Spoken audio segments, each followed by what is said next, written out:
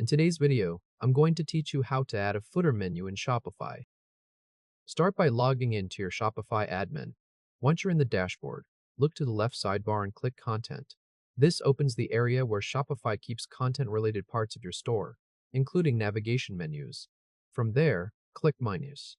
You'll now see the list of menus currently set up for your store. This usually includes the main menu and the footer menu, which is the one we'll be working with here. Next, click Footer Menu from the list.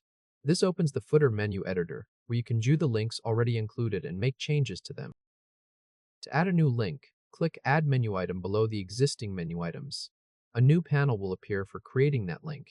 In the Label field, type the name you want customers to see in the footer.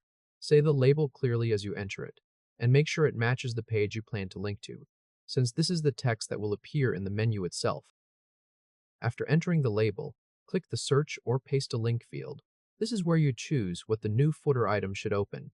In the list of link types, select Pages. Shopify will then show you the pages available in your store. Click the page you want to connect to this menu item. Once that page is selected, click the check mark to add it. The new menu item will now appear in the footer menu list along with the other existing items. If this helped, hit like and subscribe for more quick tutorials. Once your new item is added, you can change the order of the footer links. To do that, find the drag handle next to any menu item. Click and hold that handle, then drag the item up or down in the list. As you move it, Shopify updates the order visually, so you can place each link where you want it to appear. Continue dragging items until the footer menu is arranged in your preferred order. That's the full process for adding a footer menu item in Shopify and organizing its position inside the footer menu editor.